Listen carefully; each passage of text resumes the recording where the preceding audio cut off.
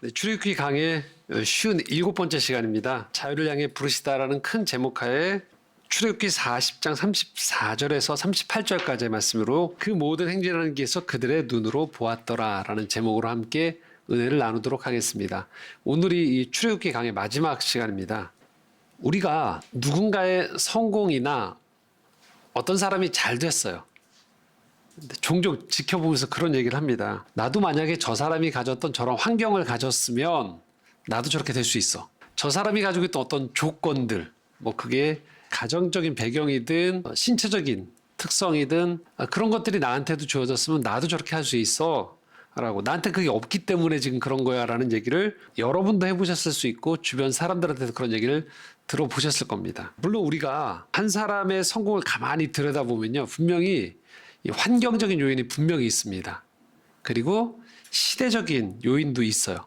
그리고 주변에 돕는 사람들의 목도 분명히 있어요. 이것들이 조합이 돼서 한 사람의 성공이 만들어집니다. 그럼에도 불구하고 이런 외형적인 환경이나 어떤 시대적인 흐름에 잘 뭐가 맞아 떨어지더라도 빼놓을 수 없는 것이 한 가지 있습니다. 그것은 당사자만이 감당해야 되는, 오롯이 당사자만이 감당해야 되는 몫이 있어요. 그건 누가 대체해 줄 수 없어요. 똑같은 가정 환경이나 똑같은 거의 비슷한 신체적인 조건을 가지고 태어난 이 쌍둥이더라도 그들의 인생이 달라지는 경우들을 보게 돼요. 그리고 같은 지역에 비슷한 시기에 어떤 풍족하거나 여유로운 조건들이 주어졌음에도 불구하고 누군가는 거기서 괄목할 만한 성과를 내는 사람이 있고요. 그렇지 않고 그 기회를 그냥 물거품으로 날려버리는 사람들도 보게 됩니다. 우리가 신앙생활을 할 때도 이런 얘기를 종종 해요. 성경을 읽다 보면 저런 기적이 나한테 일어나면 나도 믿어요. 잘. 이런 얘기를 해요. 또 하나님이 분명하게 저런 식으로 음성을 분명히 하나님이 말씀하셨다 이런 내용들 있죠. 저렇게 지목하시면 다 믿습니다. 근데 나한테 지금 그게 안 주어졌기 때문이에요. 나라고 얘기를 해요. 만약에 나한테 저렇게 확실하게 하나님이 이것은 내가 말하고 있다. 난 그럼 따라요. 분명히 나는 순종할 거예요. 라고 이야기하고 저런 이적과 기적이 내 앞에 나타나면 내가 안 믿을 리가 없죠. 지금 방황할 리가 없습니다. 문제는 그렇지 않다는 거예요.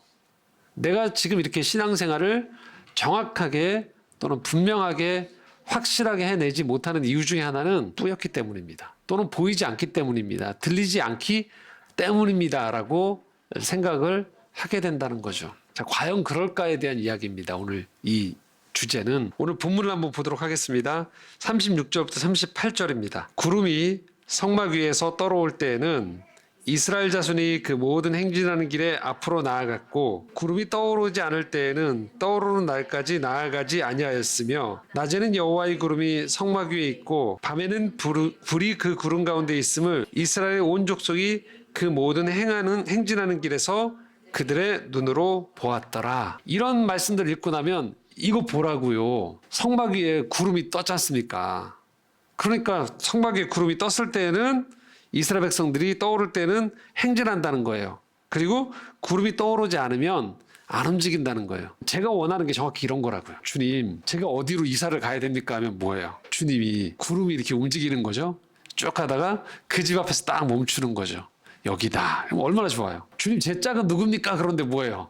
이렇게 구름이 그 사람 앞에서 딱 멈춰주는 거죠. 이 사람이다. 그러면 얼마나 좋겠습니까? 근데 문제는 그렇지 않다는 거죠. 그러다 보니까 성경에는 이런 기적과 이적들이 많이 나오는 것 같은데 우리 삶에서는 그런 게 별로 없단 말이에요. 근데 목사님들은 매번 뭐라고 설교해요? 하나님의 뜻이면 순종하십시오라고 얘기한단 말이에요.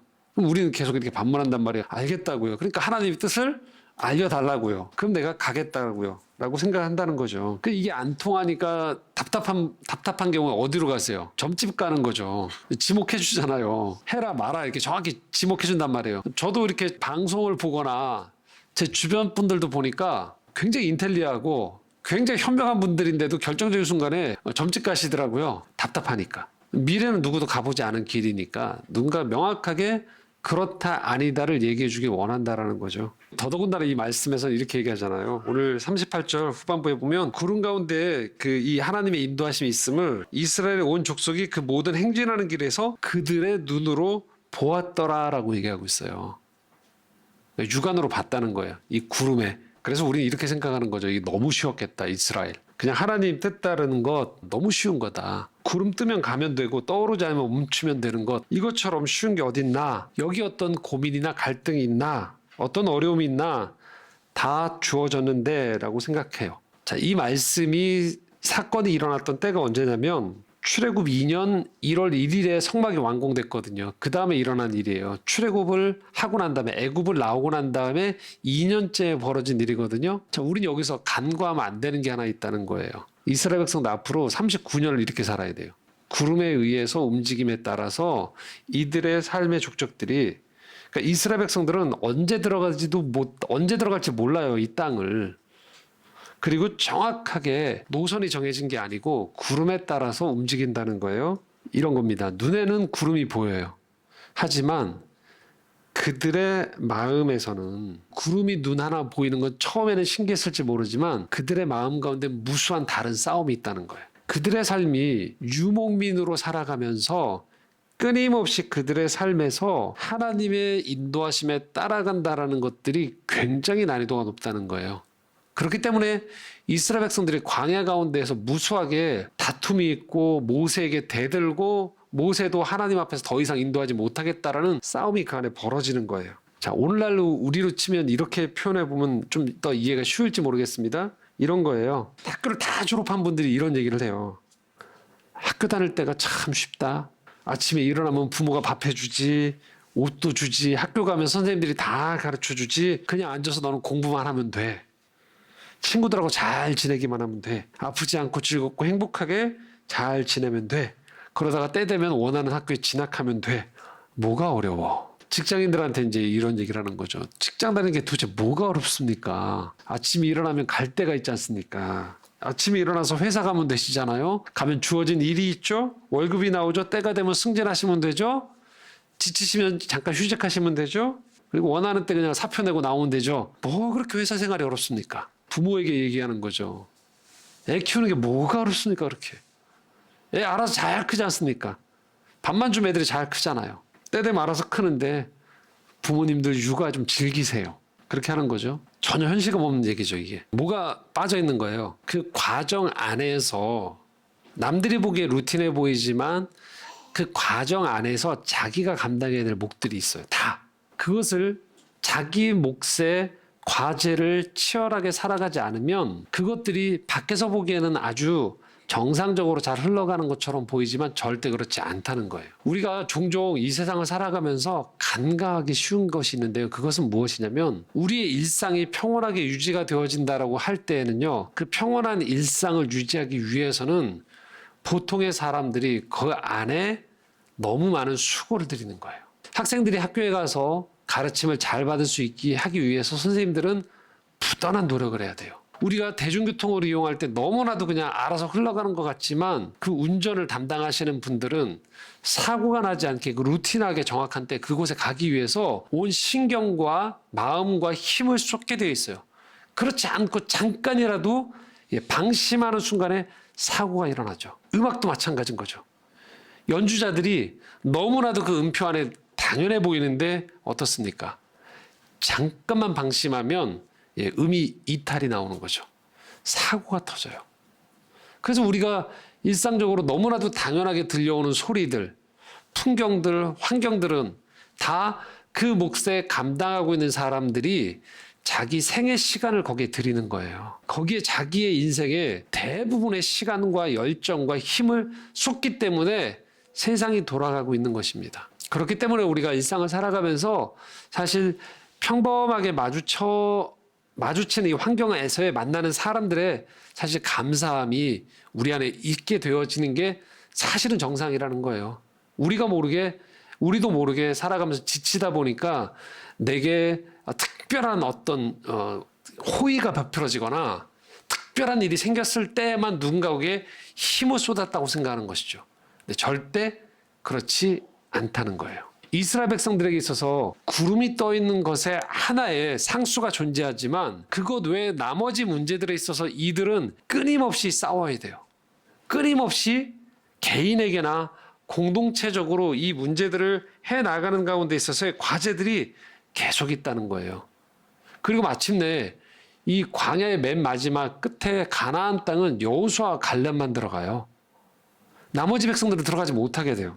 그러니까 이스라엘 백성들은 출애굽기라는 말씀 자체가 애굽에서 나온 거잖아요. 출애굽이잖아요.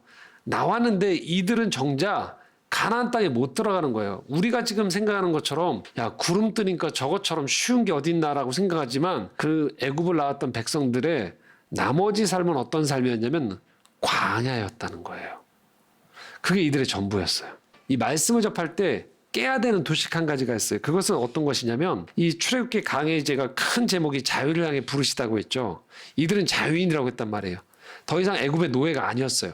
근데 우리가 바로 연결시키면 안 되는 게 있어요. 그것은 자유가 곧 가나안 땅에 들어간 것이고 이것이 성공이다라는 도식을 우리가 깨야 돼요. 가나안 땅에만 들어가야지만 이들은 성공한 거야. 그리고 그 땅을 받아야지만 이들은 자유인이야가 아니에요. 이들은 이미 애굽을 나온 순간부터 자유인이 된 거예요.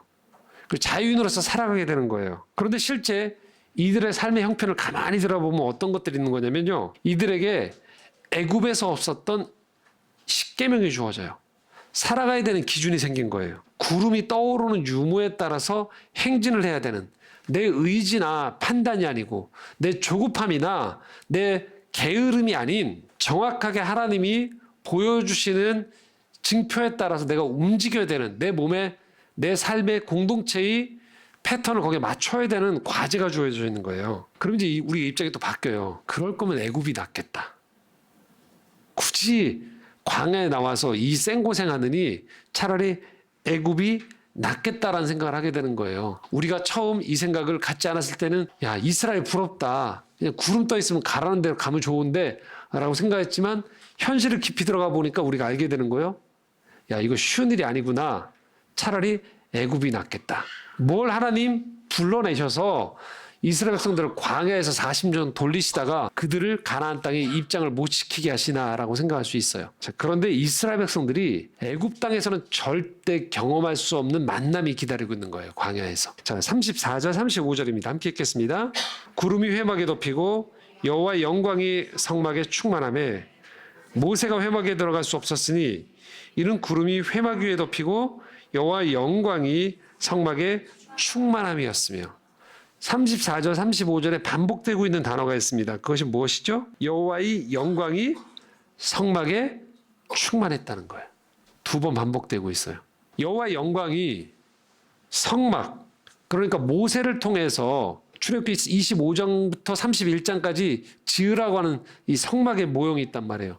그걸 다 짓고 난 다음에 하나님이 그곳에 머물겠다고 하신다는 거예요. 그리고 오늘 말씀에 뭐라고 얘기하냐면요. 35절에 보면 모세조차도 회막에 들어갈 수 없을 정도의 영광이 임한 거예요. 여러분 이게 왜 중요할까요? 왜 하나님은 이스라엘의 성막 가운데 영광 가운데 임했고 이것이 왜 이스라엘 백성들에게 중요할까요? 이것은 이스라엘이 누구인가를 말하게 되는 거예요. 인생의 본질이 뭔가를 말하게 되는 거예요. 이런 겁니다. 밖에서 바라보고 있으면 이스라엘 백성들은 어떤 무리들이냐면 유목민이에요. 수많은 때 가족들이 텐트 치고서 때 되면 이동하는 그냥 유목민인 거예요. 그리고 이들이 걷고 있는 지역도 어디입니까? 광야예요. 전혀 거룩한 곳도 아니고 전혀 고상한 곳도 아니에요. 그냥 흙먼지가 있는 돌멩이와 메마른 땅이 있는 행진해야 되는 삶의 의무만 있는 그냥 땅인 거예요. 그 땅에 이들이 걸어가고 있는 유목민인 거죠. 더더군다나 이들은 얼마 전까지도 애굽 땅에서 노예로 있었던 사람들, 노예 근성이 아직 남아있는 사람들이에요. 그런데 여기에 한 가지 다른 지점이 발생한 거예요. 그냥 텐트 치고 이동하는 유목민이 아니고 이 텐트 치고 이동하는 유목민의 이 진영 가운데 성막이라는 게 존재한다는 거예요. 거룩한 텐트가 존재한다는 거예요. 그리고 그곳에 하나님이 찾아오신다는 거예요. 그리고 그것이 영광 가운데 너무나도 찬란하게 비춰진다는 거예요. 그래서 하나님과 친구처럼 대화했던 모세조차도 함부로 그곳에 들어갈 수 없을 정도의 영광이 그 안에 거주하고 있다는 거예요. 하늘이 땅으로 내려왔다는 의미인 거예요. 자, 이런 겁니다. 이 문제가 왜 중요하냐면 세상적인 원리에서는요, 불리하게 돼 있어요. 우리가 소위 말하는 성공했다, 힘을 가졌다, 이 땅 안에서 내가 아주 별다른 존재가 되었다. 남들이 동경하는 존재가 되었다라고 하면 어떤 시각이 있냐면요. 이런 겁니다. 분리시켜요. 장소를 분리시켜요. 비싼 땅이나 어느 곳에 가보면 우리가 아는데 VIP 룸이 따로 있어요.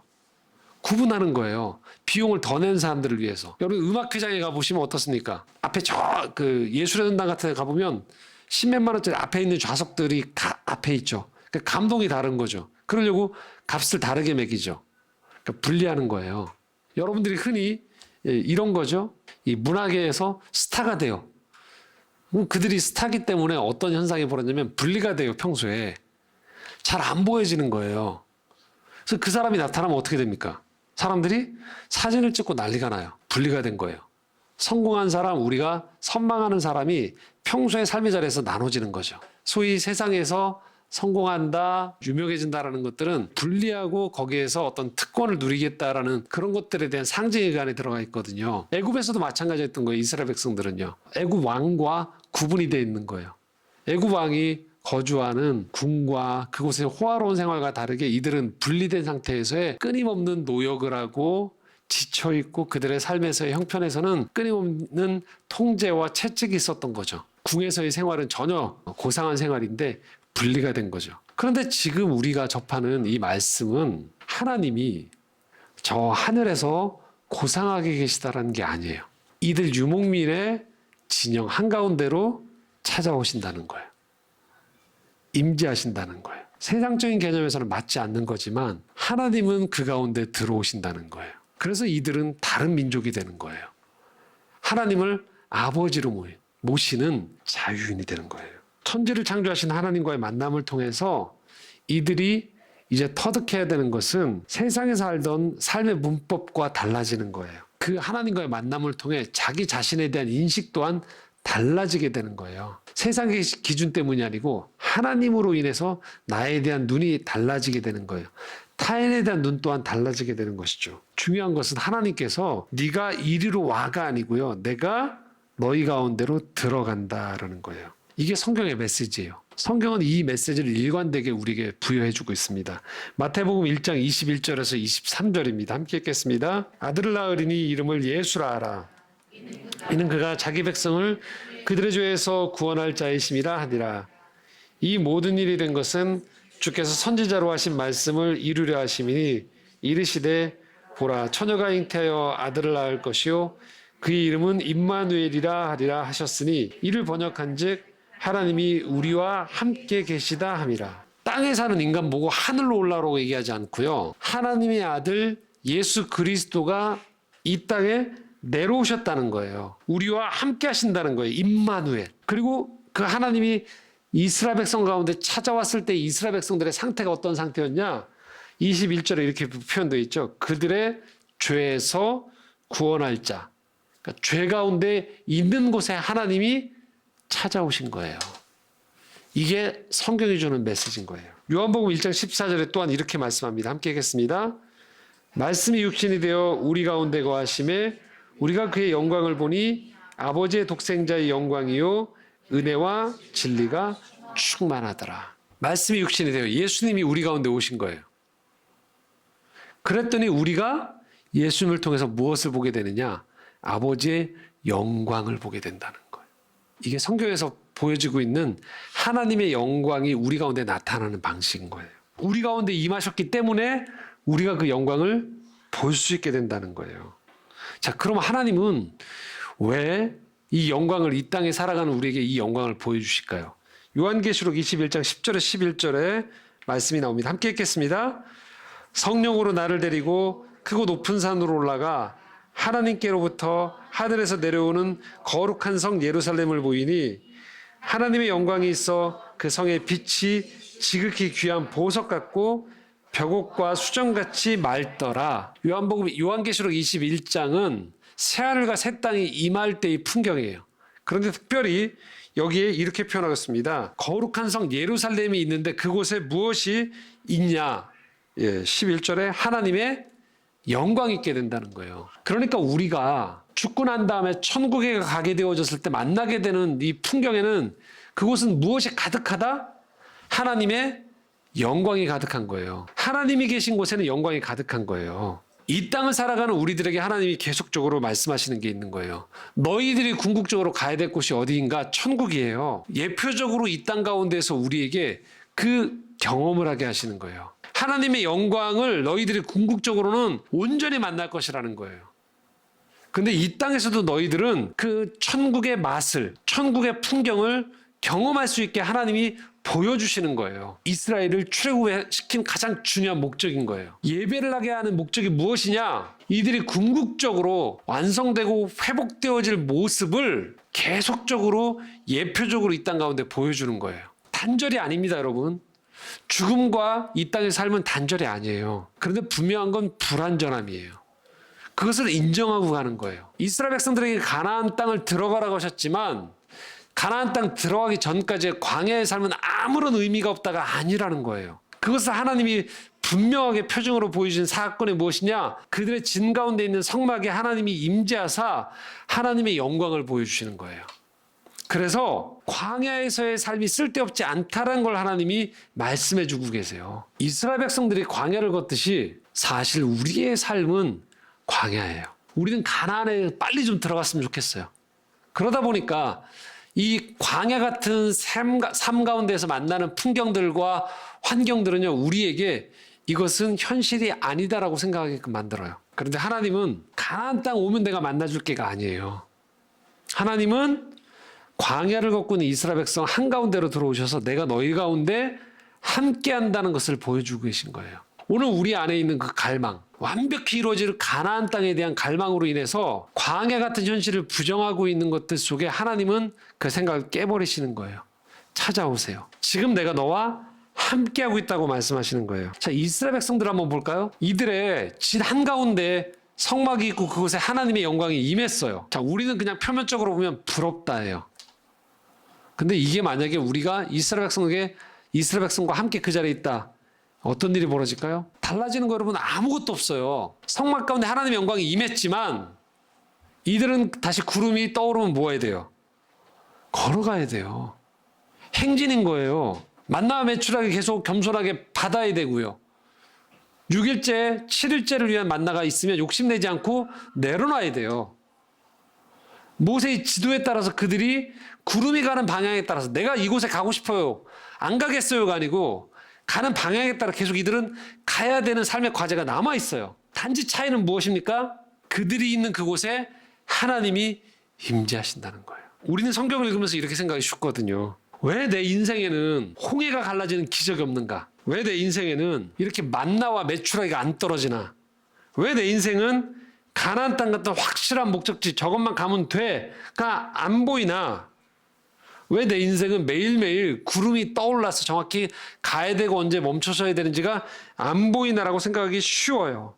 그런데 이런 이적과 기적을 다 경험한 이스라엘 백성의 현실은 무엇이냐? 광야라는 거예요. 걸어가는 거예요. 이들은 여전히 유목민인 거예요. 십계명이라는 그 계명에 따라서 그들의 삶을 정비하고 공동체적인 품격을 갖춰야 되지만 이들은 여전히 성막을 중심으로 자기 몫의 걸음을 걸어가기 시작해야 되는 거예요. 그리고 그곳에 하나님의 영광이 임하고 있다고 말씀하고 있어요. 자, 그렇다면 이스라엘 백성과 우리가 전혀 관련이 없을까요? 그렇지 않다는 거예요. 오늘날 우리가 살아가는 가운데에서 하나님이 여러 장치들을 주셨어요. 그런 성막과 같은 하나님의 영광이 임하는 경험을 오늘 우리에게도 허락을 하세요. 에베소서 1장 23절입니다. 함께 읽겠습니다. 교회는 그의 몸이니 만물 안에서 만물을 충만하게 하시는 이의 충만함이니라. 하나님의 그 충만함을 임하시도록 선택한 곳이 있대요. 그것이 어디라고요? 교회예요. 교회는 예수 그리스도의 몸이라고 표현하고 있습니다. 이 앞절 말씀에 보면. 그리고 그 교회 가운데에서 하나님의 영광이 임하도록 하나님이 말씀하셨다는 거예요. 그래서 일주일에 하루씩 우리는 교회를 옵니다. 마치 성막 가운데 주님의 영광이 임재하듯 하나님은 이 예배 가운데에서 하나님의 영광을 드러내신다는 거예요. 그리고 하나님은 마치 구름을 통해서 말씀하시는 것처럼 우리가 명시적으로 알 수 있는 이런 설교와 신앙 세미나, 여러분 우리 창조의 정원으로 치면 일상 일상 영성에 흐르고 있는 밴드의 여러 가지 말씀을 통해서 명시적으로 나에게 계속 말씀을 하세요. 근데 우리는 이렇게 얘기하죠. 근데 하나님은 언제 나한테 말씀하시는 거예요? 라고 하세요. 근데 하나님은 분명하게 말씀을 선포하고 계세요. 설교를 준비하고 말씀을 전하는 저 또한도 말씀을 전하면서 이게 제 말이라고 의식하지 않고 전합니다.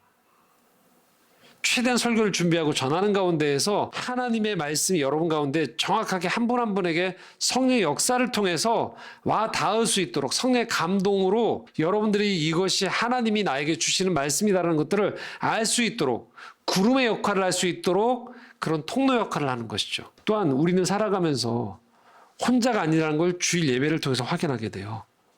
마치 이스라엘 백성들이 많은 광야의 유목민들 중에서 이스라엘 공동체를 통해서 하나님의 백성임을 확인하는 것처럼 우리 또한도 이 세상을 살아가는 가운데서 주일이 되면 다시 모여요. 그리고 알게 되는 거예요. 하나님을 예배한다는 것이 지금 이 시간에 창제유정뿐만 아니라 전 세계의 많은 그리스도인들이 하나님께 예배를 드리면서 그들 예배 가운데 하나님의 영광을 경험하게 되는 것이죠. 그리고 여러분들이 예배 안에서의 여러 순서를 통해서 임재의 기도를 하시면서 한 주간의 삶을 돌아보는 거죠.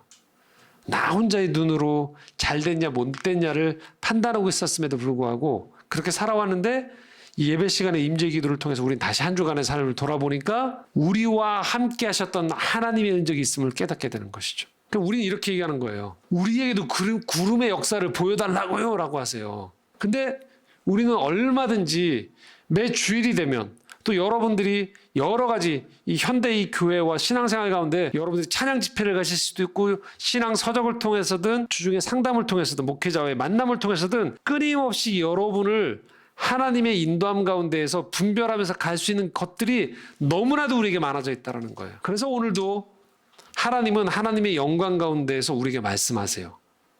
우리에게 인도하시는 거예요. 우리는 그럴 때마다 우리도 모르게 남의 구름을 부러워하는 거예요. 하나님이 지금 나의 삶에 찾아오셔서 우리 가족에게 찾아와서 우리 일터 가운데에서 역사하시는 하나님의 구름이 있거든요. 그 구름을 볼 생각을 하지 않고 다른 집에 있는 구름을 보는 거죠. 근데 하나님은 우리 가운데 함께 하세요. 지금 이곳에 함께 하세요. 여러분 가정 가운데, 여러분 일터 가운데, 그리고 여러분의 삶 가운데 찾아오시는 겁니다. 그래서 여러분 각자의 광야를 걷는 것이죠. 어떤 공격이 있기도 하고요. 목마름도 있기도 하고요. 희뿌연 것들이 보이지 않아서 답답할 때가 있어요. 그러나 그곳에서 하나님이 여러분과 함께 하신다는 거예요. 그리고 우리는 인정하게 되는 거죠. 그렇구나. 우린 지금 이스라엘 백성들과 같이 광야의 길을 걸어가고 있는 것이구나. 이 광야 속에 그러나 이 광야의 삶이 저주가 아닌 까닭은 이 광야 속에서 성막을 지으라고 말씀하시고 찾아오시는 주님의 임재가 우리 가운데 있다는 겁니다. 그러므로 여러분은 결코 유목민이 아니에요. 그냥 어디서 왔다가 어디로 흘러가는지 모르는 그냥 전쟁하면서 그냥 내 안위만 챙기기 급급한 그런 유목민이 아니라는 거예요. 여러분을 부르셨어요, 하나님이. 그리고 오늘도 여러분 가운데에서 계속적으로 예배자로 여러분을 초청하세요. 예배 속에서, 기도 속에서, 찬양 속에서, 성도와의 교제 속에서 또 여러분의 묵상 가운데에서 우리는 알게 되는 거예요. 내가 누구인지를. 그리고 점점 우리는 우리 안에서 하나님과 함께함을 통해서 하나님을 닮아가기 시작하는 거예요. 그것이 무엇입니까? 여러분이 자유인이 되어져 가는 거예요. 전에는 너무나도 명확했던 애굽왕 바로의 지시가 있었어요. 이것만 하면 돼. 그런데 그 삶에는요, 그날 하루의 노동과 그날 하루의 시간에는 아무것도 없는 거예요. 그런데 우리가 하나님을 만난다는 것은 무엇을 의미할까요? 우리에게 자유가 주어진다는 거예요. 때로는 이 자유가 우리로 하여금 두렵게 만들어요. 그냥 하나님 이거 하라고 얘기해 주세요. 요거가 맞습니다라고 딱 요거 안 하면 너 벌할 거야 라고 하기 원하세요. 그런데 하나님은 아니야 라고 말씀하세요. 우리가 자유인이 되기 원하신다는 건 우리가 하나님을 닮아가기 원하신다는 거예요. 그래서 우리의 삶에서 끊임없이 많은 이 광야 같은 생활 가운데에서 우리가 분별하기 원하세요. 우리가 용기를 내기 원하세요. 그리고 우리가 힘을 합쳐서 공동체로 또 때로는 홀로 자신에게 부여된 삶의 과제들을 감당하기 원하신다는 것이죠. 가나안 땅을 들어갈 수 있느냐 없느냐가 중요한 게 아니고요. 광야 가운데에서 하나님과 함께하고 있느냐가 우리에게 중요한 과제라는 것이죠. 이제 말씀을 정리하겠습니다. 우리는 성경을 읽으면서 한 사건들, 한 이적들만 보게 돼요. 그런데 여러분 기억하십시오. 성경에 있는 이 모든 이야기들은요. 그 과정 가운데서 일부만 여러분들에게 보여주고 있는 거예요. 많은 드러나지 않았던 이면의 이야기들이 있어요. 때로는 실패한 이야기도 드러나기도 하지만 이런 기적과 이적의 이야기들이 우리로 하여금 저것 아니면 우리의 삶은 의미가 없다라고 만들기 쉽지만 그렇지 않다는 거예요. 이스라엘 백성들에게 40년 동안 그들이 걸었던 그들 몫의 광야의 삶이 있습니다. 하나님 또한 오늘 여러분들을 부르셨죠. 광야의 삶으로. 그래서 우리의 삶이 힘든 거예요. 하지만 그냥 광야에 홀로 내팽겨 주지 않으시고 하나님은 우리와 함께 하세요. 성막 가운데 임재하사 하나님의 영광을 우리 가운데 보여주시는 겁니다. 그래서 우리의 삶이 그냥 유목민이 아니구나, 어디서 왔다가 어디로 흘러가는지 모르는 그냥 무의미한 인생이 아닌 우리 오늘도 가나안 땅, 약속의 땅 가나안 땅으로 부르시면서 그 가운데 끝까지 닿으면 내가 너와 함께 할 때가 아닌 할게 너와 함께 할게라고 얘기하시는 것이 아닌 지금 이 걸음걸음마다 너와 함께하고 있다고 주님이 말씀하신다는 것 기억하십시오.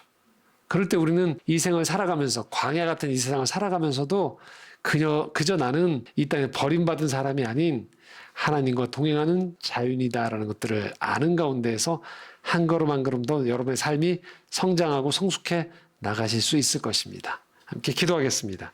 우리와 함께 하시는 임마누엘 하나님 아버지, 주님의 임재가 이 광야 같은 우리의 생활 가운데, 삶 가운데 함께 하심에 감사드립니다.